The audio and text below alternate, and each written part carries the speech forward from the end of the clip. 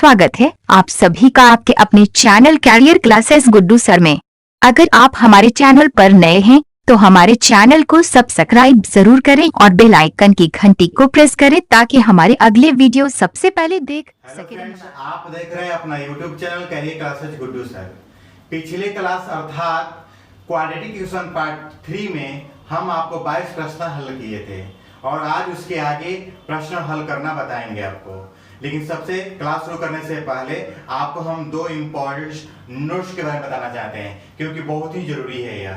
देख लीजिए, पहला नोट्स है कि अगर कोई द्विघात समीकरण दिया हो और उसके दो मूल, आप जानते हैं कि द्विघात समीकरण के दो मूल होते हैं और दोनों मूल अगर एक दूसरे के व्युत्क्रम हो, दूसरे के क्या होना चाहिए? व्युत्क्रम, यानी कि एक अगर मान के चलिए अल्फा और दूसरा मान के चलिए 1/α हो, ठीक है। यानी मान के चलिए जैसे कि 5 और एक दूसरा मान के चलिए 1/5 हो, इसी को व्युत्क्रम कहेंगे। तो मान लीजिए कि एक अल्फा हो, एक 1/α हो। एग्जाम्पल के रूप में एक 5 हो, दूसरा 1/5 आपका मूल हो। ठीक है, इंपॉर्टेंट बात आती क्या है, देख लीजिए। आप बताइए कि मूलों का गुणनफल, यानी कि यहाँ गुणा का चिन्ह दे दिए तो क्या होता है? c/a होता है ना। तो हम यहाँ c/a लिख लिए। मूलों का गुणनफल बराबर c/a। देखिए अल्फा और अल्फा यहाँ कैंसिल हो गया तो यहाँ पर 1 बचा ना, तो यहाँ पर ये गुणा करेंगे तो a बराबर क्या आ जाएगा? a बराबर c। यानी ये समझ लीजिए कि अगर ऐसा कंडीशन आ जाए कि किसी द्विघात समीकरण के अगर दोनों मूल एक दूसरे के व्युत्क्रम होंगे तो निश्चित रूप से c और यहाँ a का मान जो है बराबर होगा। यानी c और a का यहाँ पे मान क्या होगा? बराबर होगा। तो निश्चित रूप से ये दोनों मूल का होंगे, एक दूसरे के व्युत्क्रम होंगे।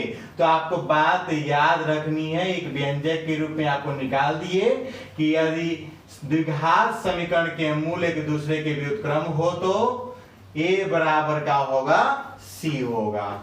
अब एक और नोट दूसरा देखिए, किसी द्विघात समीकरण के दोनों मूल परिमाण में समान हो तथा चिन्ह में विपरीत हो, यानी कह रहा है कि अगर एक अल्फा हो और दूसरा क्या हो?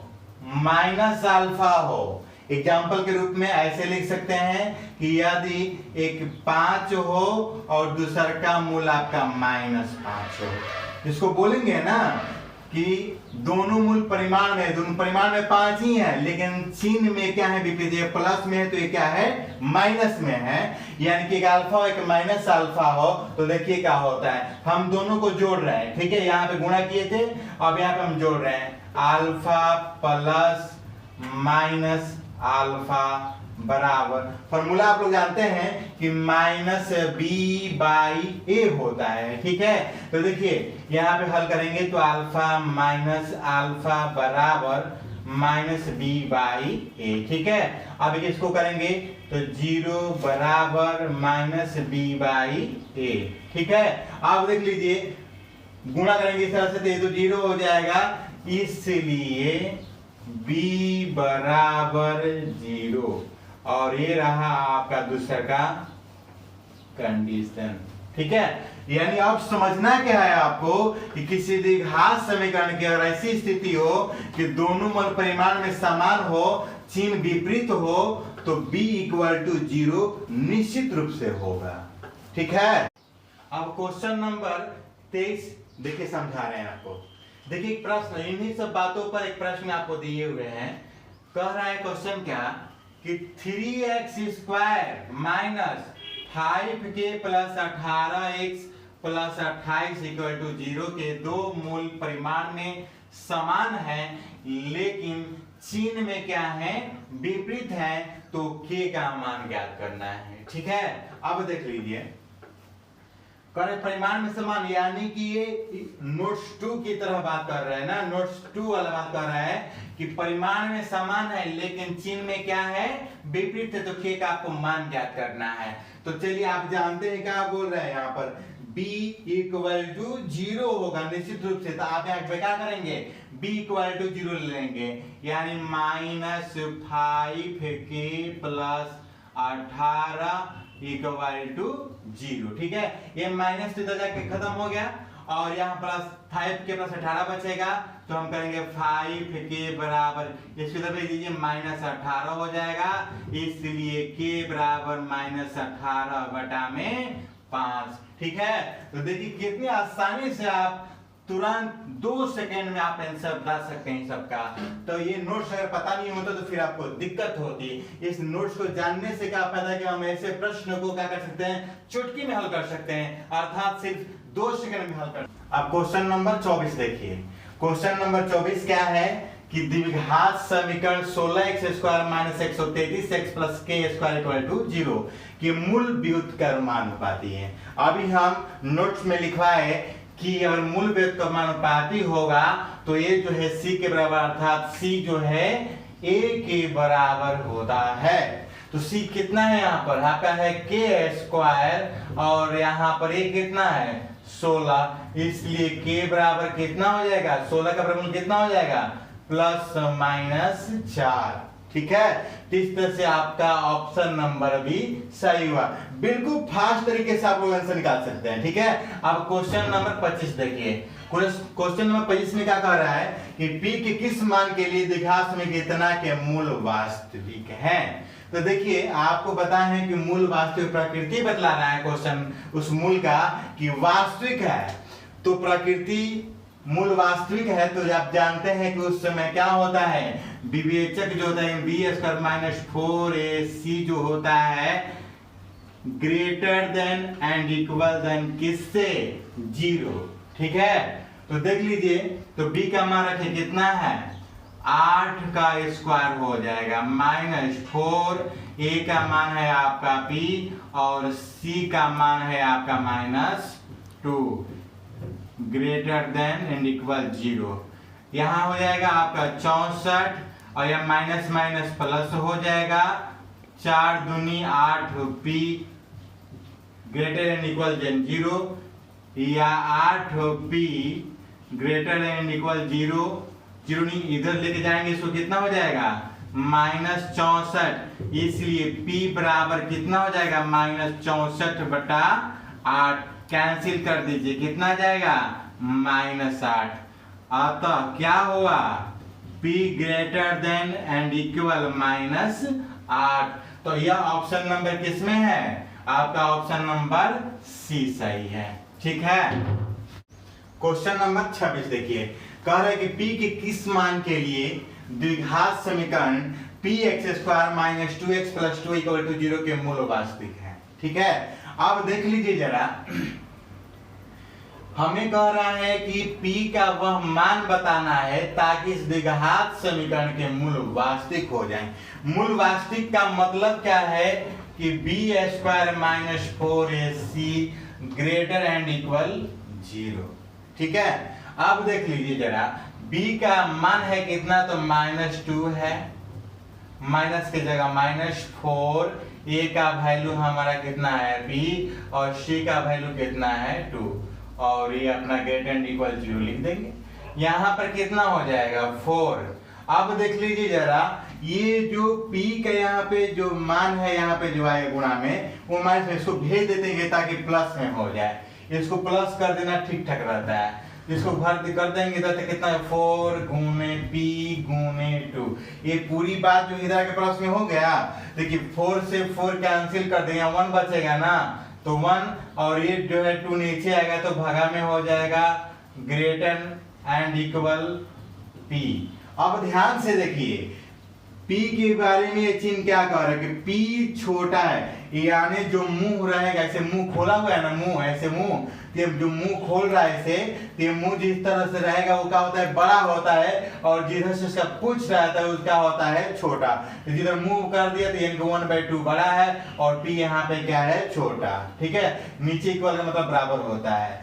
तो बस इसको हम इस तरह से लिखना चाहेंगे तो चिन्ह भी पलट जाएगा, यानी कि p पूछ इधर है ना तो पूछे रहेगा, वैसे पूछ हो जाएगा इसका, और बराबर के चिन्ह से दे लेंगे और 1/2 हम इधर लिख देंगे। तो ऐसी कौन सी ऑप्शन है इसका जैसा, तो हमारा ऑप्शन नंबर बी सही है। ठीक है, अब क्वेश्चन नंबर आप 27 देखिए। 27 में भी कह रही के किस मान के लिए, यहाँ पर के का मान निकालना है ताकि मूल क्या होना चाहिए, वास्तविक। बिल्कुल यही बात दोहरा रहे हैं वहां पे ना। तो देखिए b² - 4ac greater and equal 0 हो जाएगा। ठीक है, अब ध्यान से देखिए b का वैल्यू कितना है आपका, -8 का होल स्क्वायर -4, ये इतना है हमारा k+2 और c कितना है हमारा 3 है। ठीक है, तो देखिए इसको हल करेंगे हम लोग तो ये हो जाएगा 64। इस पूरी बात को हम उधर लेके जाते हैं प्लस करने के लिए, ठीक है, ताकि प्लस में आ जाए। तो देखिए 4 और ये हो जाएगा k+2 और 3, देखिए काट लीजिए, ये हो जाएगा 16 चौके 64, यानी कि इसको भगा में लेंगे तो 16/3 ग्रेटर एंड इक्वल k+2। ठीक है, अब इसको माइनस में माइनस में हो जाएगा ना, तो 16/3 - 2 ग्रेटर एंड इक्वल k।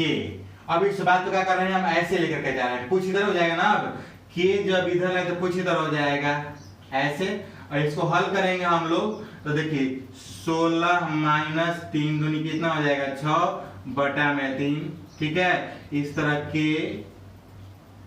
10/3। ये ऑप्शन नंबर कौन सा है आपका, ऑप्शन नंबर है आपका यहाँ पर सी। ठीक है, अब क्वेश्चन नंबर 28 देखिए, कह रहा है कि k का वह मान बताइए ताकि यह जो समीकरण है इसके मूल जो है बराबर हो जाए। तो मूल बराबर होने का मतलब है क्या कि b² - 4ac = 0। ठीक है, b² - 4ac = 0। तो देख लीजिए, थोड़ा समझ लीजिए आप, जब b² - 4ac = 0 तो हम ये भी तो बोल सकते हैं कि b² = 4ac। ठीक है, अर्थात जब भी मूल बराबर की बात करेगा तो क्या बोलेंगे, b² = 4ac।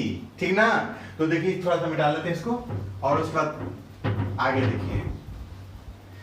तो यहाँ पे मूल बराबर करें तो क्या हो जाएगा आपका b² = 4ac। ठीक है ना, तो देखिए b का वैल्यू कितना है, इतना है, यानी कि 8k - 5 टोटल का क्या करेंगे स्क्वायर बराबर 4, और यहाँ पे है आपका ये 9 और c है आपका 64। ठीक है, अब इसको हल करिए, ये हो जाएगा आपका 64 और इसको हल करेंगे हम लोग k - 5 का होल स्क्वायर, तो इसको हम लोग हल करेंगे 64।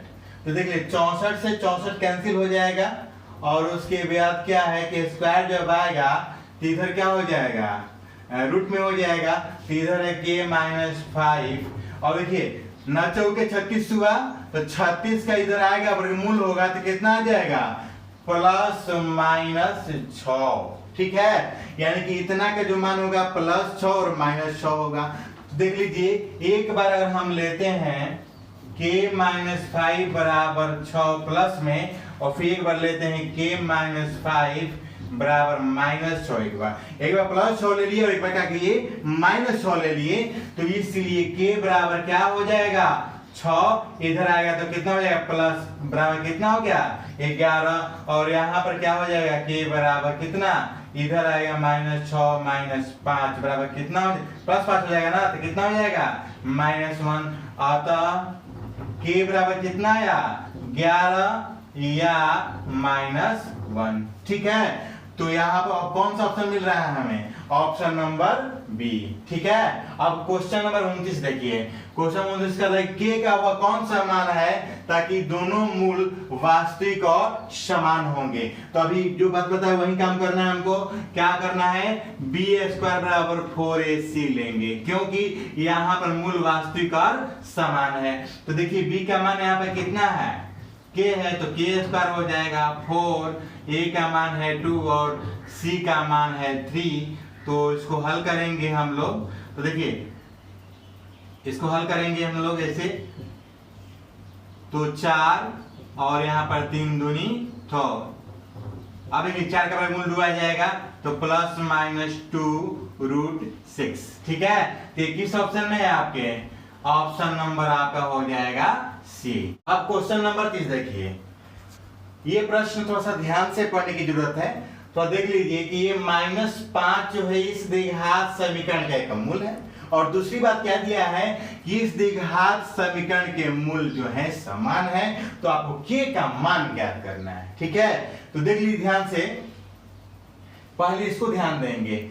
इस द्विघात समीकरण के मूल जब समान है तो निश्चित रूप से बी स्क्वायर बराबर 4ac होगा। तो कहेंगे क्या, बी स्क्वायर 4ac लिखेंगे, यानी कि पी स्क्वायर बराबर 4a है आपका p और c है आपका a।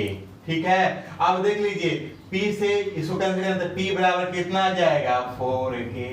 आपको सिर्फ निकालना है k का मान, तो p आ गया, तो p का मान मालूम है तभी तो k का मान निकलेगा। तो p का मान निकालना बहुत जरूरी हो गया।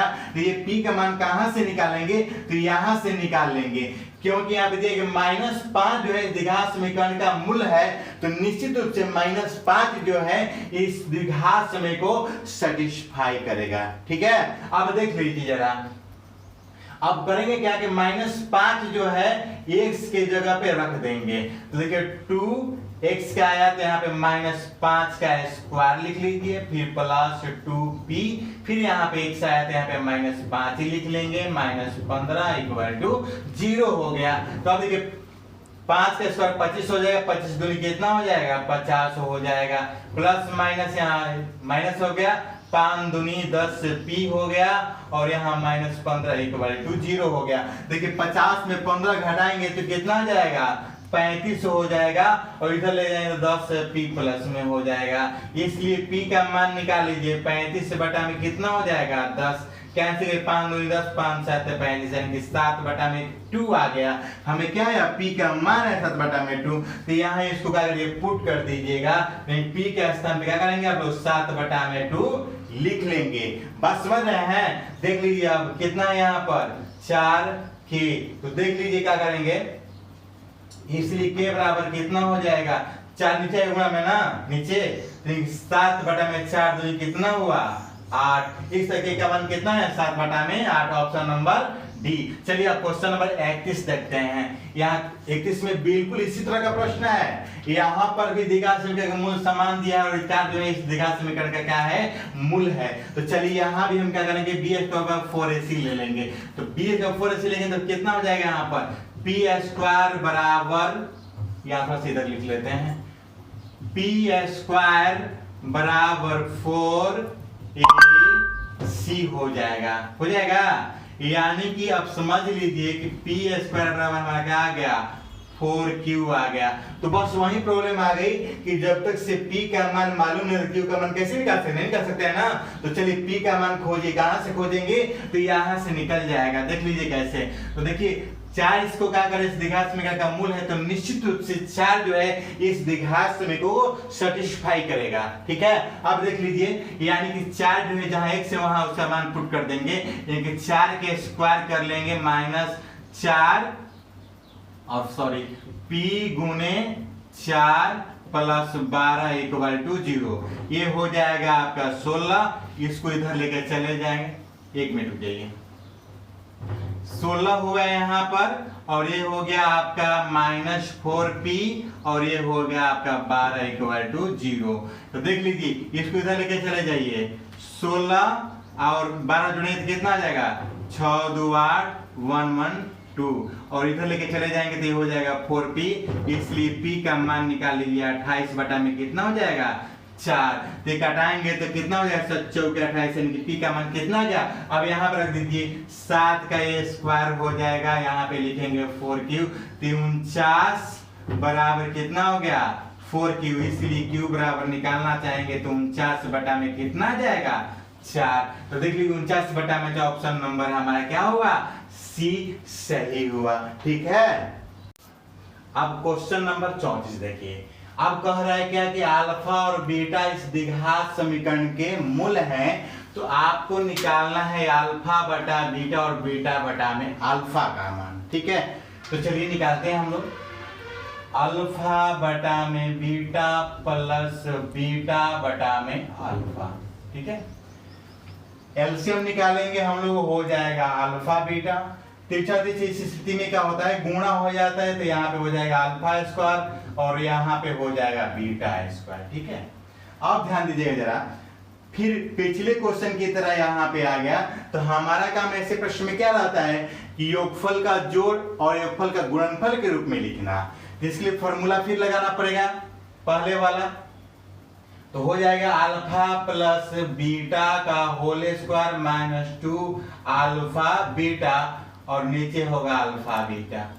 अब देखिए जरा आगे वैल्यू रखिए। अब अल्फा प्लस बीटा होता है माइनस बी बाई ए और उसके बाद होता है यहाँ पर गुणनफल होता है सी बाई ए, यहाँ पे भी गुणनफल है सी बाई ए। ठीक है, अब देख लीजिए यहाँ पे हम वैल्यू रख दे रहे हैं, तो यहाँ पे हो जाएगा माइनस और यहाँ पे भी माइनस है, माइनस माइनस क्या हो जाएगा, प्लस हो जाएगा और यहाँ 13 बटा में ए है ना, तो 3 हो जाएगा। 13 बटा 3 का क्या हो जाएगा, स्क्वायर माइनस 2 सी बाई ए 14 बटा में 3, यहाँ पर भी और यहाँ पे भी हो जाएगा 14 बटा में 3। अब चलिए आगे देखते हैं। 13 का स्क्वायर हो जाएगा आपका 169, 3 का स्क्वायर हो जाएगा आपका 9 माइनस 14 दूनी 28 बटा में कितना 3 और उसके बाद नीचे है आपका 14 बटा में 3। ध्यान से देखिएगा, इस कंडीशन में क्या करेंगे हम लोग, 9 और 3 का एलसीएम हो जाएगा आपका 9, यहाँ 169 यहाँ 3 से गुणा करना पड़ेगा ना, तो 28 3 कितना हो जाएगा, यहाँ कितना हो 84। ठीक है, अब देख लीजिए नीचे हो जाएगा आपका 14 बटा में 3। अब आगे देखिए घटा लेंगे कितना हो जाएगा 85 बटा में 9, ये उलट जाएगा यानी कि 3 ऊपर चल जाएगा, 14 नीचे चलाएगा, 3 त्रिया 9 और ये 85 बटा में हमारा कितना है 14 तिया 42। इस तरह से ऑप्शन नंबर हमारा कौन सा हो जाएगा, बी। ठीक है, अब देख लीजिए क्वेश्चन नंबर 35 देखिए, बिल्कुल वही अल्फा बीटा इस समीकरण के मूल हैं, तो इसका मान निकालना है। तो शुरू कर लीजिए अपना काम, 1 by alpha plus 1 by beta minus 2 alpha beta. यहाँ तो ठीक है, यहाँ भी आपको हल करना पड़ेगा जरा, तो देख लीजिए हल करेंगे तो क्या हो जाएगा, अल्फा प्लस बीटा हो जाएगा, नीचे हो जाएगा alpha beta minus 2 alpha beta. ठीक है, अब देख लीजिए मान रख दीजिए, मान तो क्या हो जाएगा माइनस बी बाई ए और यहाँ हो जाएगा C by A minus 2 alpha beta कितना हो जाएगा सी बाई ए। ठीक है, अब देखिए ए से कैंसिल हो गया और माइनस बी का वैल्यू कितना है -5 है, तो हम -5 रख देंगे और सी का वैल्यू कितना है हमारा 4 है, 4 रख लिए -2 सी का मान है आपका 4, ए का मान है आपका 1। तो देखिए ये माइनस माइनस प्लस होगा 25 बटा में कितना 4 और 4 दूनी कितना हो जाएगा 8, तो 25 माइनस 8 चौके 32। ठीक है, सॉरी यहाँ पे थोड़ी सी गलत हो गई, मिटा देते हैं। यहाँ पे हो जाएगा 5 और यहाँ पे हो जाएगा 4 माइनस 4 दूनी 8। हल करेंगे हम इसको तो 5 माइनस 8 चौके 32 बटा में कितना हो जाएगा 4, तो घटा देंगे तो कितना आ जाएगा -27 बटा में 4। यही आपका आंसर हो जाएगा। ऑप्शन नंबर कौन सा, डी। ठीक है, अब क्वेश्चन नंबर 36 देखिए। क्वेश्चन नंबर 36 भी उसी तरह का क्वेश्चन है, अल्फा बीटा इस दिशा समीकरण के मूल हैं, तो आप इस तरह यानी कि इसका मान निकालना है आपको। ठीक है, अब देख लीजिए जरा, मान निकालना है आपको alpha square plus beta, sorry alpha square beta plus alpha beta square बराबर, इसी का मान निकालना है आपको। तो देखिए दोनों में कॉमन क्या है, देखिए एक अल्फा एक बीटा दोनों में कॉमन है, तो हम पहले कॉमन निकाल लेंगे ऐसे अल्फा बीटा, ठीक है, और ऐसे लिख लेंगे। यहाँ पे क्या बचेगा, 1/4 बचेगा हमारा अल्फा, ठीक है, अल्फा बीटा तो कॉमन ही निकाले तो यहाँ पे अल्फा बचेगा, और यहाँ पर क्या बचेगा, आपने कॉमन तो केवल बीटा बचेगा, ऐसे लिख लिए। आप जानते हैं अल्फा इंटू बीटा बराबर क्या होता है, c/a होता है, और अल्फा प्लस बीटा बराबर माइनस b/a होता है। तो आप लोग करेंगे क्या, c का वैल्यू रख लेंगे, c का वैल्यू इसमें कितना है, -1 है, तो -1 लिखेंगे। ये हमारा कितना है, 4 है, और यहाँ पर माइनस की जगह माइनस लिखिए। b कितना है हमारा, -5 है, तो -5 लिखेंगे। ये हमारा कितना है, 4 है। चलिए माइनस माइनस प्लस और फिर ये माइनस माइनस कर दिया, और यहाँ पर कितना हो जाएगा, 5 और 4, और यहाँ पे 4 गुणा करेंगे तो कितना हो जाएगा, 16। इस तरह से आपका ऑप्शन नंबर ए जो है सही हुआ, ठीक है। अब देखिए हम आपसे कुछ निवेदन करना चाहते हैं कि अगर आपको किसी भी प्रश्न में या फॉर्मूला में कहीं भी आपको कुछ दिक्कत आ रही है तो हमें कमेंट करके जरूर बताएं, ताकि उस समस्या को हम दूर कर सकें, ठीक है। यदि हमारा ये वीडियो आपको पसंद आए तो मेरे चैनल को सब्सक्राइब कर दें और बेल आइकन की घंटी को जरूर दबाएं, ताकि हमारे अगले वीडियो का नोटिफिकेशन सबसे पहले आपको मिले। और मेरे इस वीडियो को लाइक, कमेंट और शेयर जरूर करें।